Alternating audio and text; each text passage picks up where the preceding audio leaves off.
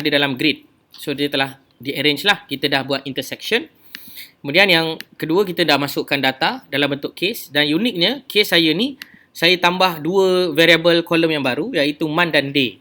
Iaitu dengan bantuan SPSS, saya extract komponen daripada tarikh onset ni untuk represent bulan lah. So kita nak tengok bulan ni sampai ke bulan berikutnya. Sebab dalam masa satu bulan, kalau dia boleh travel sampai berkilometer, so there are something lah happening. Itu saya punya judgement, hypothesis lah. Saya nak tengok apa yang jadi pada data-data ni. So, oleh itu, saya asingkan dia menggunakan filter. So, saya gunakan filter ni, saya letak month dan saya bagi arahan lah kepada komputer. Month sama dengan buka tanda seru. Contohnya, saya tulis 12 dan saya tutup. Kemudian, saya tekan OK. So, apa akan terjadi? Komputer akan cuma filter data-data yang bulan 12 sahaja. Okay, jelas kan? Lepas tu, saya intersectkan ni, bulan 12 ni sahaja ke dalam grid yang berkenaan. Boleh bayang Okey. So apa yang terjadi sekarang ni, data saya ni dah ada dalam bentuk Januari, Februari, Disember dengan March. Okey. So apa yang saya perlu buat next? Saya nak yang simple-simple je dulu sebab kita nak tengok dari segi spatial distribution. So saya hanya ubah saja properties ini kepada bentuk graduated dan saya akan pergi kepada case number dan saya tukarlah. Katakanlah yang sekarang ni saya pergi kepada merah. So awak kena ingatlah, merah maksudnya apa? Bukan merah maksudnya DAP. Merah maksudnya tahun 2019.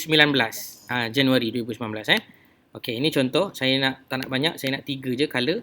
Saya apply. Alright. So, kalau saya klik, dia akan ada macam ni lah. Okey. So, sekarang ni, interesting part dia, saya nak tengok yang utama dulu kan. Biasanya Disember lah. Sebab Disember ni start yang data hujung tahun. Betul kan? Sebab dia proses ni berterusan. Oleh itu, awak akan buat dia punya return tu daripada bulan 12. So kita akan pilih benda yang sama, case juga. Tapi saya tak nak warna merah lah. Saya nak tukar warna hijau. Hijau bukan PAS Hijau adalah 2018 ya. Pandai Okey, kemudian kita akan ambil equal interval, classify dan saya tukar kepada 3 juga. Okey, saya apply. Kemudian saya nak pergi kepada Februari, betul? So kita susun lah kan, baru semenggah sikit. So, Disember di atas, lepas tu Januari di bawah dia, kemudian Februari di bawah dia, dan March last sekali. Ini contoh lah untuk satu time frame. Okay, Februari saya masukkan juga, tapi color apa? Biru dah, biru. Biru belum biru bukan Barisan Nasional biru adalah Februari. Pandai Saya suka jawapan awak memang tepat tepat.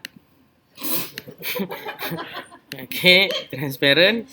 Kemudian kita akan buat interval. Kita akan pergi kepada 5 kelas. Okey. So itu dia biru Alright. So apa jadi nanti? Ni last kali March. March nak buat color apa? Oren. Oren berarti apa? Mana Bukan Bukan mana Dia adalah 2019 punya March Oren. Oleh kerana tak ada oren, kita minta lah oren. Mana oren? Kuning Kuning. Kuning tak comel lah puan. Kita ambil oren lah. Maju. Okay, kita ambil oren. Dan kita tekan equal interval, classify. Dan kita pergi kepada 3 lah. Alright, selesai So sebenarnya apa yang awak akan tengok ni agak memeranjatkan lah. Saya juga terperanjat dengan tengok data ni. Tapi logiknya ada benda lah yang kita perlu discuss dan explore lagi. Itu bagusnya kita buat spatial analytics ni. Contoh ini adalah pada tahun 2018. Okay, so kita boleh nampak lah. Ada beberapa concentrated area yang memang tinggi. Level of cases that already being reported lah by our allied health personnel. Okay, ni saya bagi dia terang sikit. Alright. So dia start kat sini lah. Ni pekat ni maknanya banyak lah. 60 ke berapa puluh ni. Kita ada 13 sampai ke 20 case dalam satu polygon ni. Satu polygon ni is representing around 1 km lah. Around 1 km Lepas tu Januari dia akan jadi macam ni. Okay, Januari. Ni Januari So kita boleh nampak lah. Daripada Disember ke sini dia dah boleh merebak ke sebelah sana Okay. So ini tak boleh nampak kalau kita tak buat secara spatial. Ada kebarangkalian tempat yang sama. Ada kebarangkalian tempat yang sama. Itu jawapan yang betul lah. Macam ni kan. Maksudnya kita boleh nampak ni kebarangkalian tempat yang sama. Maknanya case yang sama repeat lagi ada dekat dalam tu. Dia tak lagi lah. Tapi daripada sini kita boleh nampak macam mana disease tu moving. Secara spatially lah. Secara spatial and temporal. Maknanya masa dan tempat. So kita tengok pula yang warna biru ni. Warna biru. Nampak? Daripada sini dia pergi spread sini, dia spread pula tengah. Macam tu lah. Kemudian kita ada creation of the new region. Contohnya macam ni lah. Ni new region, nampak? Ada beberapa new region. Ini yang kita perlu discuss ni. Contoh macam ni. Tiba-tiba ada. Tadi tak ada. Tiba-tiba ada. Ni. Tengok Pada Januari tak ada. Tapi pada Februari dia telah ada. Tapi kita kena ingat time frame dia berapa? Sebulan. So boleh bayangkan lah kalau awak buat by weeks. Dia akan nampak lagi lah dia punya travelling journey tu. Dan lebih memeranjatkan lagi, awak tengok kat tengah-tengah ni apa akan jadi. Bila saya tekan bulan Mac, saya nampak ada yang baru timbul pula kat sini. Dan awak boleh bayangkan ni 1 kilometer radius. Dan ini ada berapa kilometer radius, dia boleh dapat dah ke tengah dah pula. Dan kita boleh teruskan lagi perjuangan ni untuk tengok sampai dia penuh poligon dekat dalam kawasan ni. Macam ni memang tengah rekod pun. Pergerakan dia tu. Tapi dia punya pergerakan dalam sebulan tak berapa nampak sangat. Yang lebih cantik sebenarnya kalau awak boleh tunjukkan pergerakan dia by day. Minggu epid. Minggu epid lagi tepat lah. Tapi kalau saya tak pakai minggu epid, saya pakai tarikh onset. Saya rasa lagi tepat. Sebab itu tarikh onset maknanya tarikh orang sakit kan. So itu lebih nampak infection tu di situ.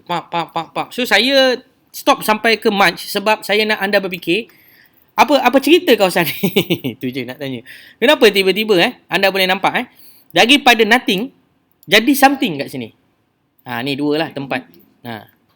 So because of the people moving, correct Lepas tu kita kena tengok lah because of the spread. Kalau macam gini saya tak kisah lagi. Sebab dia dah being influenced by the region. Tetapi apabila region dia telah jauh merebak jadi itu sebab penyebaran dia is uncontrollable lah. That's why it's very important for you to learn spatial.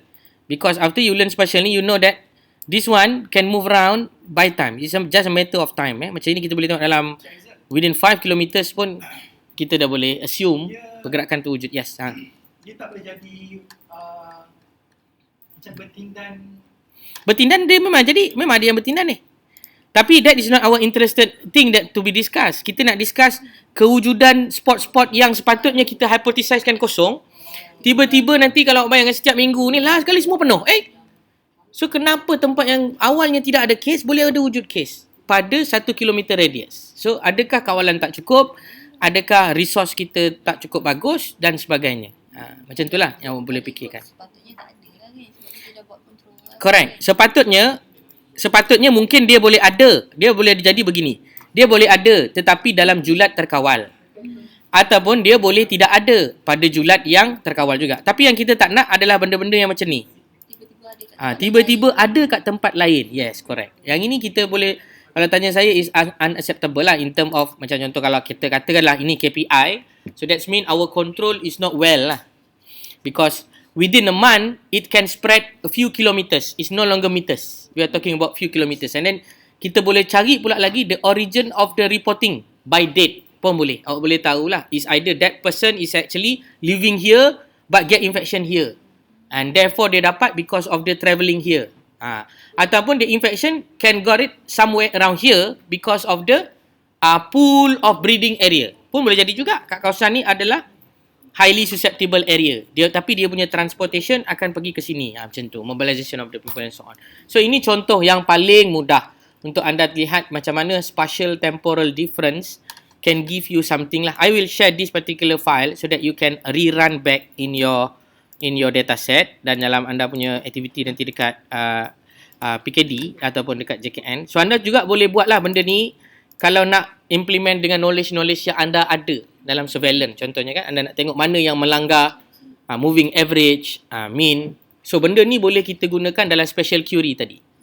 Tapi awak kena ingat lah, awak mesti sintesis dulu information ini sebaik mungkin. Untuk pengetahuan semua, yang ini saya sintesis sebahagian sahaja. Sebenarnya ada banyak lagi elemen lain yang awak boleh lihat lah. Dan agak sedih lah sebab kadang-kadang nak bahan kena tutup